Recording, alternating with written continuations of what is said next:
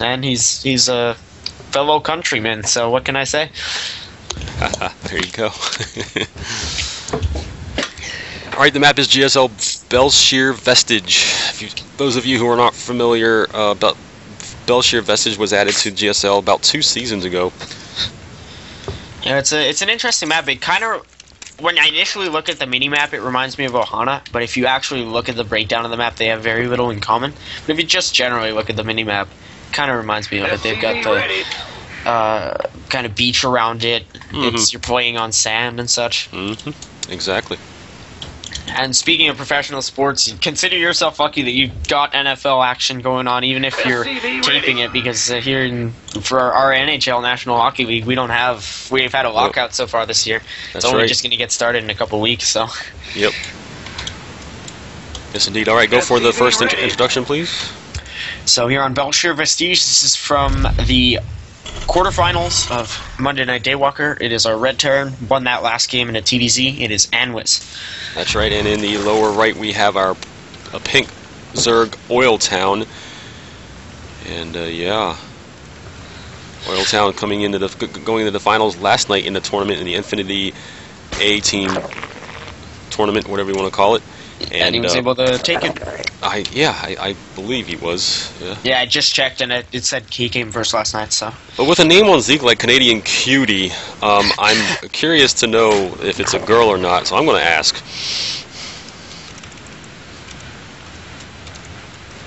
I don't normally like to talk to players. Yeah, who was the other Vorg girl? We saw her play week and a half ago. Yeah, that's right, Vorgirl, yes, that's right. It'd be pretty embarrassing if it's... No. Okay. So, OiLTowN's a guy. So he's going to go for this spawning pool first. No sign of a hatch right away, but he's got the minerals for it. And is heading over there now. He's going to go... I don't know, fairly standard. Sometimes you'll see that 15 hatch 14 pool that you saw even dating back from the beta.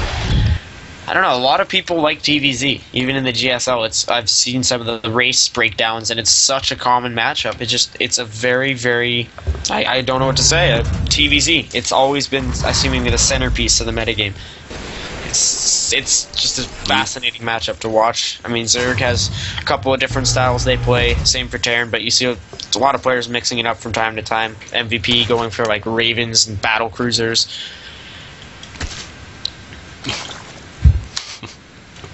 And once again going for that quick Reaper, and he's smelling some cheese. Must be pretty hungry. Oh, nice counter there from OiLTowN. He's just knows what gSAnwis is up to. I don't know if that's just a blind scout or if he's knows of his opponent's tendencies, but he's going to be able to counter this Reaper pretty well. I'm not sure if that's what gSAnwis was talking about saying cheese, if that's because he was making a Reaper, but yeah, that's pretty good. I think he said, "Do I smell cheese?" Because he saw that pool first, and then he saw a couple of wings come out. So okay. Yeah, it was like, "Do I smell cheese?" And then as a comeback, OiLTowN said, "Do I smell Reaper?" And turns out there actually is a Reaper on the way. So he made the blind scout quite well. Yep, here's the Reaper now. That's in the natural. Like you said last game, the Reaper basically, you know, it might be about getting a drone kill or two, but really all he wants to know is that there's a natural there, and that's basically what he just found out. And it gives him nice mobility, lets him take the Xel'Naga for a while. Reapers are not too expensive. I just know that they take painfully long to make. They're so, I don't know, 45 seconds, the longest unit to make in the whole barracks, even longer than the Ghost. Yep. And even that very rarely see it, just because Reapers are not viable. I mean, I know in HOTS they're pretty viable because they have the cliff sight, they have the healing and everything, but right now they're just not really in the metagame of TVZ. Or, I mean, I've seen them in TVP, they can be used quite well, but TVZ with speed, they've been pretty deadly. Yeah, they're so weak, you know, like they're just paper, like, you know, they're paper tigers. Exactly. So I mean, they're really good. They have a reasonable, kind of like a wizard in a way. They're just a glass cannon. They have a nice amount of DPS against you know, lings if they're able to kite them enough. But if they get caught up to, then that's the end of their lifespan. Exactly. So OiLTowN, we're going to have to see if he repeats the pattern of... Was it Renegade, our last player? I'm trying to remember his Sacrilege. name. Sacrilege, that's what it was. I don't know why I mixed those two terms up, but he needs to just stay ahead in population, stay ahead in bases, and just keep on top of his injects. Sacrilege missed a couple rounds when I was watching. I mean, when you're under pressure as a Zerg in the middle of a tense battle, sometimes you can slip up, but it's just like chronoing as a Protoss. You need to make sure that you're keeping up with it, because as a Zerg, Larva is pretty much your production power. So we do see OiLTowN going for double Evo, getting a Baneling Nest, and a Lair. Playing pretty greedy off 2 bases, but that's a nice change up from our last game where it took Sacrilege a longer time to get his Baneling Nest out, to get all of his tech going. Yeah, I'm curious to see if he makes a Spire. Because that'll be the same as what Sacrilege did, and we saw that gSAnwis can handle his own against this type of build. So it's going to be interesting to see. Yeah, I want to see if OiLTowN's a little bit more aggressive with his mutas. Maybe he might be able to catch gSAnwis off guard. And... Well, it's not going to be 2 base because he just threw down a hatchery as 3rd, so we're not going to see 2 base muta. So we'll see what he does here with this Lair. Yeah, I'd like to see him get a faster 4th also, because in the last game, I mean, it's not a pressing issue. He doesn't need it before 15 minutes, but it took Sacrilege quite a long time to actually get beyond the 3 base mark, and then he lost his 3rd base, so he had to reproduce. It really helps as a Zerg once you're getting in that super late game, just getting 6+ bases. I remember reading in multiple Team Liquid posts that 3 bases and like a full 60-ish harvesters is really what's optimal, but that's why you'll have 6 bases, and the first 3 will be pretty much mined out. And then... Well, not like if you have more than 3 bases, it's also optimal, but you're getting more population taken away. But like 47 harvesters in Brood War across 6 bases mine more than on 3 bases, but in SC2 it's the exact same. So like it's just the way that the harvesters are spread out. But OiLTowN getting that Spire, so you were interested to see, and now there it is. All right, so it's exactly the same game as last time, and we're seeing exactly the same build from gSAnwis as last time. He went to 5, the 5 racks and getting a factory, getting a starport. He's getting his +1 a little later this time, but pretty much identical other than that. Got his medevacs out a little quicker too. He's going to have tanks and all that stuff. So yeah, it's the same build. The difference here with OiLTowN is that he has map presence. He has Zerglings that Xel'Naga towers. Yeah. He has Zerglings across the map. He has Overlords all over the place. I mean, was just kind of playing on the defensive the whole time. Like the game revolved around how he defended those Marine tank pushouts, and this time, OiLTowN's really exerting his presence on the map, like he is. And this force, this Baneling Zergling force, he sees that the Marines coming. This force could actually, if they get a good flank on these Marines, could take that out, and gSAnwis could be on the back foot here against OiLTowN. Speed. OiLTowN just now finishing it, so that's crucial. There you go. Because he had all that vision, he's able to see everything here. Another difference from last game is that Stim did not finish with +1. Stim is already done, but +1 is not. Yeah, that's true. Nice splits there out of gSAnwis, though. He keeps the Marine force alive. OiLTowN's going to be able to clean this up reasonably well. The Marines picked up there in just the nick of time, but well done there from both players. I mean, gSAnwis didn't lose too much. OiLTowN didn't lose too much. He lost some Lings, Banelings. The Marines were split fairly well, but it was an uneven trade-off. We're going to see that Infestation pit fairly early out of OiLTowN. I don't know if he's just going to go for a quick Hive tech, but... There we go. There's Hive. Wow. He's going to no mutas, though. I mean, he needs to make sure he has enough units, because gSAnwis, once his Terran production capability really kicks in, he just starts getting those 12 Marines at a time, 7 orbitals calling down mules, and mining for his. He doesn't even need SCVs. So OiLTowN definitely needs to make sure he understands that, because gSAnwis is, like you said, a scary Terran player. That's the thing about Terran. It doesn't all hit you at once, because you survive the first wave, but then there's just all these racks just resupplying the Marines, and then you can't handle the next wave. So there's a little bit of an engage here with some Banelings. One tank holding its own, just now dying. 4 Banelings chasing down the Marines. Nice split there from gSAnwis. That was an excellent split from gSAnwis. Extremely efficient. OiLTowN's again seemingly going to be able to clean this up. We'll probably see that pick up again out of gSAnwis. Maybe not this time. Those Marines aren't as lucky. Their medevacs are just like, forget it. One of them dies out of the Queen, so nice engage there out of OiLTowN, better than last time, but now he's also going to be able to get his Hive tech 2-2. It's just looking really good here for OiLTowN. gSAnwis, though, don't count him out. He's pushing out again He's just relentless with his Marine tank medevac pushes. Finally 10 mutas out of OiLTowN, so we'll have to see if he's able to get some aggression off. Because Anwis is probably like, okay, I see the wings, I see the banelings, where are the mutas? A little off-topic question here. Are there any new maps for GSL this season?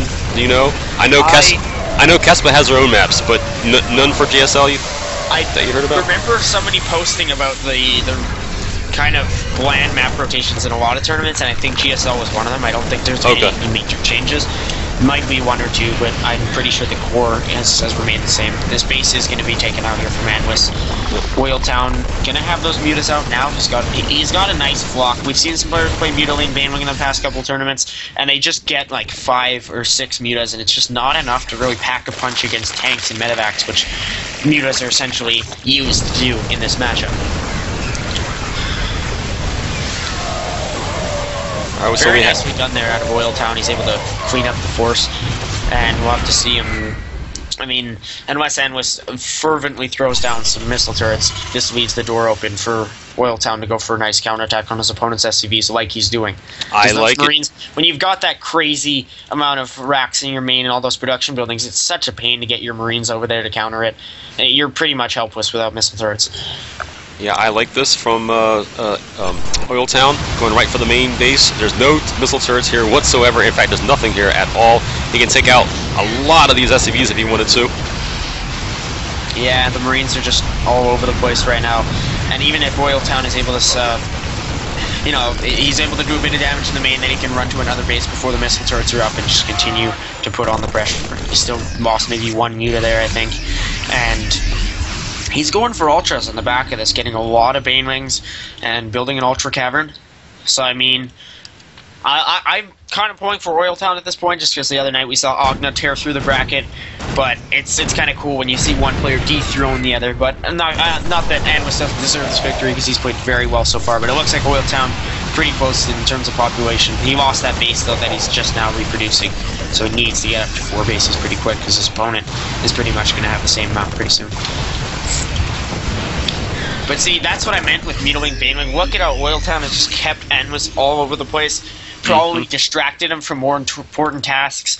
Left his starport bare without the reactor. So, I mean, OiLTowN's just been a pain all the while. He's getting his ultras, banelings, lanes. He needs to start making ultras, though, because there is a pretty intimidating push-out coming out across the map here. Finally building 3, but he's going to need them. Yeah, but adrenal glands just got done. We have 3-3 getting there. Chitness, plating, or chitinous, however you say that word. So I still don't know how to say that upgrade. That's the one I have no idea how it's said. Here there's a nice engage, a lot of banelings getting ruptured there. That tank's still alive, but the split's not as good this time. Submarine's still alive, but don't forget about those 3 ultras, guys, because the mutas are also coming in. They're going to help clean up some of these medevacs, pulling back until the ultras come out. I don't know, I think Anwis, he was a little bit caught off guard. The siege tanks got a lot of shots off, but the bank looking favorable in terms of gas for Anwis, but OiLTowN, a lot of minerals. Well, had a lot of minerals. He can max up right now. In fact, you know what? He got the Spire. I wouldn't put it past him to transform this Spire into a greater Spire and just go for everything right now with that many minerals. He could use Infestors too on this kind of force, but all of his upgrades finishing in tandem. He's got and the Terran is moving the wrong way. There's mutas are going to the main base again. He's got some Marines in there, though. True, but maybe. I mean, at the cost of some mutas, if he's able to snipe all the Marines, then he'll really put his opponent in trouble. Looks like he's going to pull back. Oh, true. He's got an intimidating force himself. Yeah, 20 Banelings, 28 Marines, 3 more Ultras. Yeah, the Terran is protecting this base to the right because has the Zerg scouted that base? By the way, let's take a look at the vision. Yes. So there is a scout on that. So the Zerg has some options here to attack, but it looks like the Terran's going to attack. Terran knows that there's an Ultra Cavern on the map right now. I think these mutas just getting suicided to free up population for OiLTowN. I honestly think that's why he went there. Oh, okay. I mean, OiLTowN's been completely spot on with his Muta Micro thus far, so I wouldn't imagine him just to randomly sacrifice them. It looks like he's floating a good amount of resources, and he's at 163 population. Oh, well, I think OiLTowN just gave up this base over here to the right because he streamed from it. If he wouldn't have streamed his units from that side, I think the Terran would have thought, oh, there's nothing there yet, because the Terran has no vision on that map, on that base. He's just getting his unit shredded by these Ultras. There's not enough Marauders. 14 Marines at the time, and only 1 Marauder. So OiLTowN really ravaging his opponent right now. He's gonna lose 1 Ultra. You need to be careful when you're using them, because if you start, you get a little indecisive, you move in a little bit and then pull back, the tanks get a lot of shots off and you can start losing these expensive units. But otherwise, 5-3 upgrades, including that chitinous chitinous plating. And he's still got the base to the right, so the Zerg now also has he's up to 5 bases at this point. Here again is Terran caught out of siege, and finally the population is going in the favor of the Zerg player. He's getting 6 more Ultras at once. Wow, and look, and he's going right for this right-hand base. The base that the Terran was trying to protect, and he's not going to be able to protect it now. He's going to be out of position. 6 more Mutas also coming in. They're just going to help support this army. And OiLTowN can engage this freely. He's going to lose 1 Ultra, probably 2 Ultras, but he's coming in from both sides at this point. This Ultra's at 6 health. He does die. I mean, they tend to get bumped up. They're getting a lot of kills right now, and this is looking just great for OiLTowN. Wow. Those Ultras just would not die, even with the medevacs above those Marines. They just would not die, and was able to clean up that force. He forced a lift on the command center. He's not mining from the space anymore, and that means that Terran's a little bit starved compared to what the Zerg has. The Zerg has, what, 3 mining bases right now, so yeah. Yeah, I'm sorry if I lagged for a second there. I was just minimizing real quick to check the bracket, and it looks like STN's been knocked out by a Zerg opponent, so that's our first semi-finalist of the night. But OiLTowN moving out across the map here. There's so many Ultras, not enough Marauders. Even in the face of this, Anwis been making so many Marines. Not what he wants to be doing at this point. Even Greater Spire. Finally, you called it like 10 minutes ago. Finally. Yep, finally getting Greater Spire. That means he'll have the entire gamut of units at his disposal in just a few minutes here. Meanwhile, we have a Renegade force. Yep. Yep. To the bottom left, you see that little green Marauder force. Not going to last long, but these 3 wings with adrenal glands not going to. Well, they're going to make short work of the Terran Bile there. I don't know. Anwis played a respectable game here, but I just think he needed to change his composition. As annoying as it might be to change all those racks, get tech labs on them, he needs to against this sort of a composition. Ultras will be shredded by these Ultras are kind of naked out here. Oh, they have Bailings underneath them. I didn't see the Bailings at first, but there they are. Yeah, they had Bailings hiding.